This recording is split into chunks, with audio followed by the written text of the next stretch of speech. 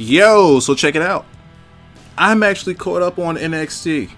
I did. I took the time to get caught up on NXT. So, that gives me time to make a prediction video for NXT TakeOver Phoenix. And I'm sad. I'm sad because I was just in Phoenix last week. If I would have known that TakeOver and Royal Rumble was going to be in Phoenix, I would have either booked my trip to be a little later, or I would have just stayed. Well, no, I wouldn't have. I would have been too long. I would have been there way too long. But anyways, I am caught up on NXT. I know all of the storylines. I know everything that's going on. So this prediction video, which I haven't done in so long, should be easy. There's only 5 matches. You can't go wrong with 5 matches, right? I should be able to get all 5 of these right? Well, let me take a swig for the working man.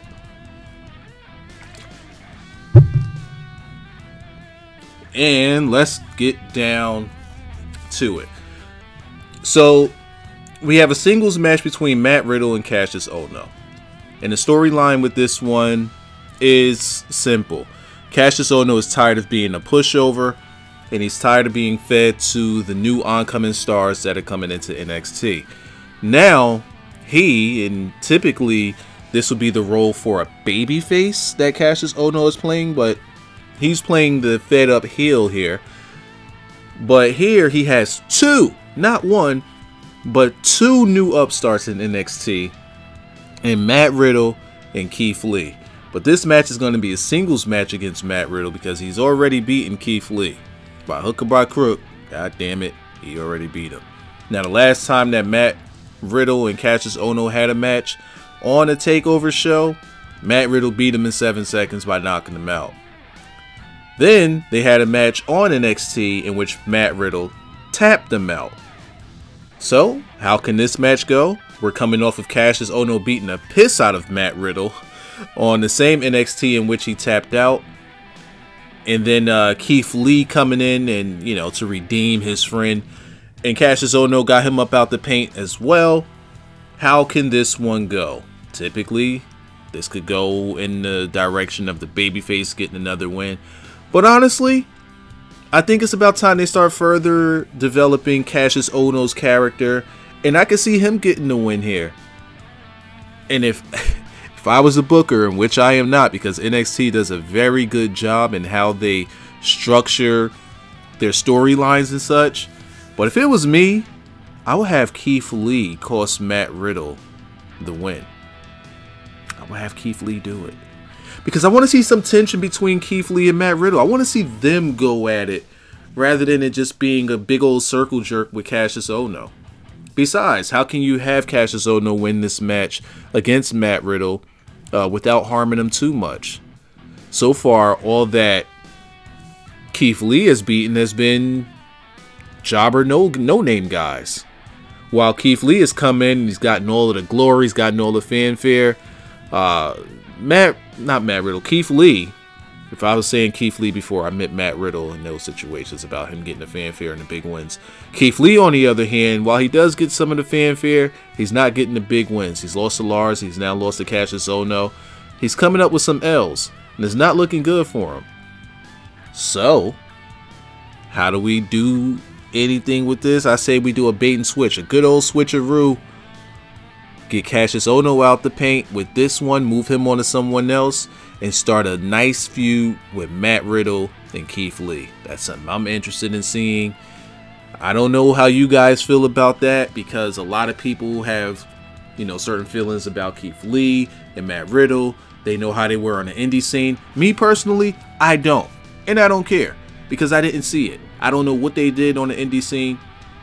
But here in NXT, I'm interested in seeing that because they do have a relationship. So my win here is Cassius Ohno. See, there. When I give you a prediction, I give you the whys, I give you the ins and outs, I give you the pros and cons, I give you all of that stuff. If I didn't give you pros and cons, listen hard. I'm probably sure that I put some in there somewhere. Next, we have the North American title match with Ricochet, the champion, against Johnny Gargano. So, how did we get here? Damn, I really be giving y'all backstory, huh? I need a like on this video. I give y'all backstory. I give y'all the whole nitty gritty.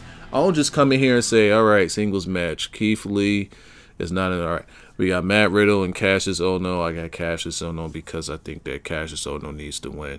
Moving along, the North American title match. Ricochet against Johnny Gargano. I'm going to go with Ricochet because I like the way he flies, and no one should ever take the title off of Ricochet. And then we have the tag team title match with Undisputed Era and the War Raiders. I think it's the War Raiders' time. They're really hot right now. You got to put the titles on them. In the NXT title match, we got Shayna Baszler and Bianca Belair. Oh, I don't like Shayna Baszler because she's boring and she just, like, does submissions and stuff. So I'm going to pick Bianca Belair because she's really athletic and she whips people with her hair. I almost said something racist. And then we have the NXT title match with Tommaso Ciampa versus Aleister Black. And I think that Aleister Black may be called up soon. So I'm going to go with Tommaso Ciampa because he has good heat and a bald head. I swear on Jesus Sandals, that's how a bunch of people be doing their reviews. And the review will be over. That'll be it. But that's not what I give you. I guess that's a welcome back to YouTube, right? For me, at least. Wrestling YouTube. Hey, welcome back, Wiser. All right, NXT North American title match. Ricochet champion versus Johnny Gargano. I already did this introduction to this match before, and I'm doing it like this again. All right, honestly, I'm going to go with Ricochet winning this one. And honestly, I believe he's going to win it straight up. Johnny Gargano's... wait a second. Johnny Gargano's story isn't the North American Championship. That's not his story. His story is Tommaso Ciampa. The only reason that he's having this match is because Tommaso Ciampa has gotten into his head so much that he subliminally made himself an ally to Johnny Gargano. Let's go back to the cage match that we had in which Tommaso Ciampa got into Gargano's head again. There was a promo going on in which I believe Aleister Black called out Gargano or something to that effect. And Ciampa's out there and he says, hey, you two should have a cage match. You know, he's just beefing up their rivalry, or not really a rivalry. That's not their rivalry. He's just beefing up their beef, right? He's egging on their beef. And by that, he put them into not just a match, not just a rematch, but a cage match. All because he's manipulative. Very manipulative. Then, to go further into it, in that match, Tommaso Ciampa interferes, in which Aleister Black could have won, but Gargano also could have won because one was going through the door, the other was going over the top of the cage. Who knows how it would have played out if Tommaso Ciampa didn't interfere, but he did. He came in there and he beat the piss out of Aleister Black, and then he goes all DIY, him and Gargano together, doing one of their finishers, that knee and kick to the freaking collider to the guy's face. It looked like they're crushing the guy's face. And they do a whole DIY spot. And I'm just looking, I'm like, yo, he is really, really in Johnny G's head. Making him like just reminisce on those times that he longs for. The thing that he holds so coveted to him, even more than wanting that title, and even more than wanting revenge on Tommaso Ciampa, it's the legacy that they built together. It's the years and being on the road, and the guy was his best man at his wedding and everything. Just all of that plays into this, and it's like he, at any moment, Tommaso Ciampa could just turn it on like, hey, I'm still Tommaso, I'm still your guy. He can still put that into his head, and it's amazing how well they are making that play into the storyline.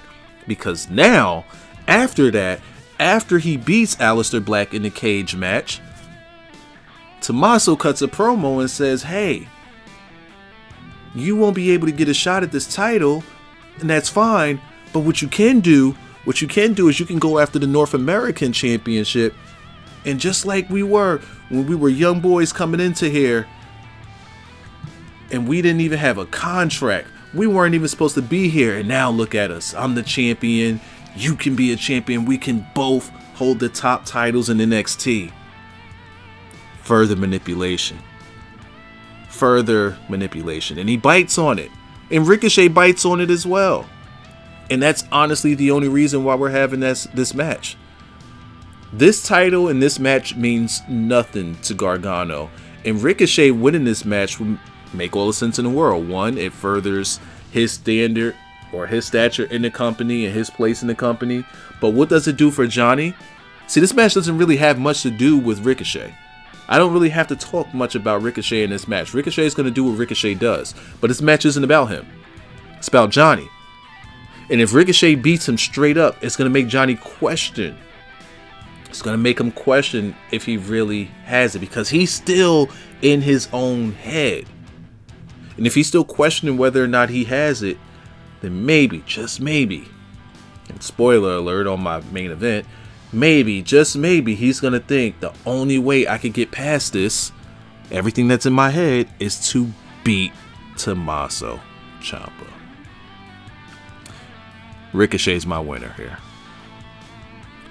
Up next, and probably was going to start out the show, we have the NXT Tag Team title match with the Undisputed Era versus the War Raiders. I had a voice crack in there. I don't even know if y'all heard that one. This one doesn't really have much of a story to follow. I mean, Undisputed Era is on this whole, we're taking over NXT. This is going to be our year. We're going to have all of the titles. War Raiders they just want the titles. They don't really care about all that other shit. They just want the titles. They just want to be the best tag team. Which really doesn't give me much of the story to give you guys here. They had a match at NXT TakeOver War Games together. And, you know, there's not much story here. I don't even think the War Raiders cut promos. There's not much story here to go with. At best, I could just tell you that I got the War Raiders winning the titles and just holding them damn things. And honestly, I wouldn't be against all four of these guys moving up to the main roster, but that's going to leave too big of a hole in NXT's roster.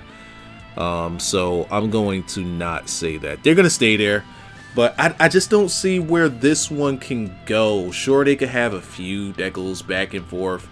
I do notice that they're building up more tag teams. For some reason, they're doing something with Fabian Eichner and the Bartel guy, whatever his name is. I watched them. I didn't see them in NXT UK. I didn't see them on that show. I kind of missed a couple of the matches. I heard they were pretty good there. But when I watched them in NXT as a tag team together, they sucked. Bro, they almost got beat by jobbers. I'm not buying it. Street Profits are looking hot. I would like to see them in Undisputed Era.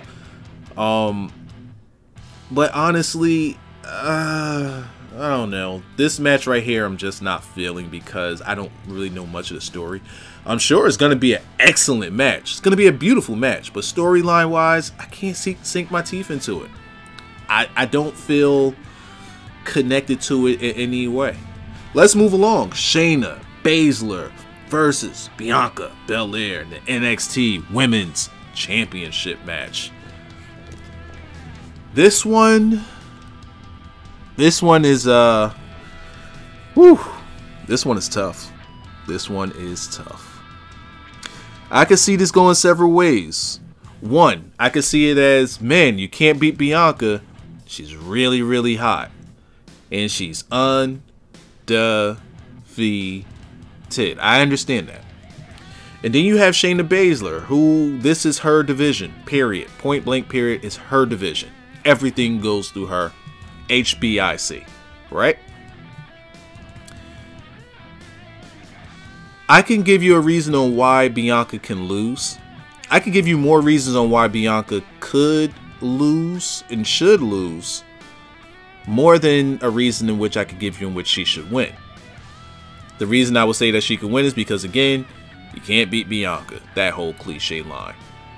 But if we go with that, we've already done that in NXT enough. We've done that with Asuka. We've done it with, hell, we've done it with Shayna, in which the only one that seems that could beat her is Kairi Sane. No one else can touch her.